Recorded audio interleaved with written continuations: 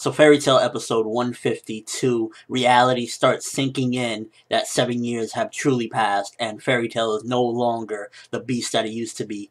Pretty much Natsu goes up against Max, which is practically a fodder of Fairy Tail member, you could say, and he's kind of fighting him evenly until Natsu pulls out this combination with the electric magic that he has from Loxus, the lightning magic combination, and I was just like, wow, how the heck did Natsu learn that? Because if he can use that particular move from eating the lightning magic that he did back then does that also mean he could do some sort of combination with the dark magic he ate as well?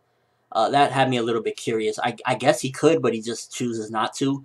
And pretty much when he uses that technique, it wipes him out. So that's probably a reason why we won't see him use that technique for a long time, or at least until it's like the last string, the last straw. He has to try something. If not, he's going to lose. So I don't see him using that technique at all. I mean, I know more or less what's going to happen, but just for the future, I don't see it unless it's like the final battle, maybe him trying that because it knocked him completely out. And yeah, we just really in this episode learned how much things have really like progressed, and they pretty much stay the same because 7 years have passed. Makarov tries to announce, hey, your new master is Gildarts, and Gildarts played him. That was pretty funny. I really liked that moment.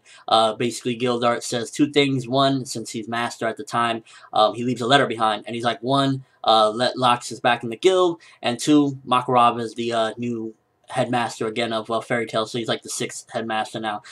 Pretty funny stuff. I like that particular moment. I wish Gildarts would have really become the new headmaster, but I guess he doesn't want to. It's similar to Jiraiya from Naruto when he was going to become Hokage. He prefers to just journey out. That's not his style to be the headmaster, which leads me to believe just exactly who is going to be the headmaster, because at this point, Gildarts, I doubt, will ever become headmaster. If he declined it now and he's like, no, I like to travel, then who will become the next headmaster? I'm guessing probably Urza at some given point. Loxus can't become, because we saw what happened.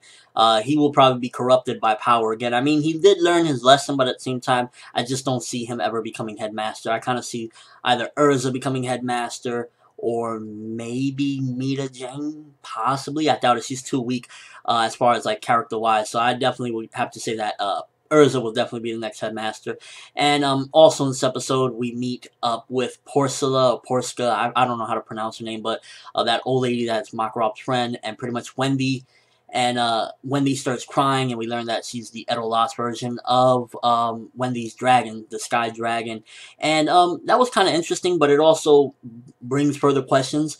Maybe it's possible that the Edolas versions are more than just like different counterparts. Maybe it has something to do, a connection with the dragons, because if she's the human version of a dragon and she's from Edolas, maybe there's something going along those lines, that maybe it has something to do with the dragons, the Edolas world. And also that also brings a possibility that maybe we've seen the Edolas version of Igneel at some given point, or we will see, because, if we've seen her, Grandine's human version, Porska, then it's only possible, it's safe to assume that we might see the Edolas version of Igneel and all these other people.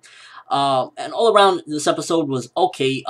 Pretty much a big setup, and we pretty much got to see how Fairy Tail is going to get their strength back, because, not their strength back, but they're just so outdated. It's like, a Windows 98 trying to go on the internet and use freaking fast internet in 2012. It's really hard. So we got to see how Fairy Tail is going to fare with that.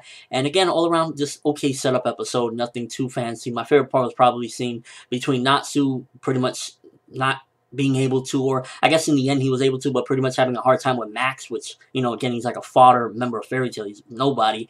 And at the same time, I kind of like seeing the little bits with Grandine's human counterpart, because that kind of interests me. The whole mystery with the dragons and the other Edolas world always interests me, so that was an interesting part. And yeah, pretty decent episode. But let me know what you thought of it. Are you excited to see how Fairy Tail is going to try to catch up with the 7-year time gap of their strength, to see if they could go up against Sabretooth? Is there anything, if you're a manga reader, that you're looking forward to seeing animated very nicely and beautifully? I know I definitely want to see a couple of good matches in the future animated beautifully. I have a couple in mind. I'm not going to spoil it, obviously, but I definitely want to see some really cool matches looking beautifully animated. And yeah, that's all I have for this review. Thanks for watching. Hope you enjoyed.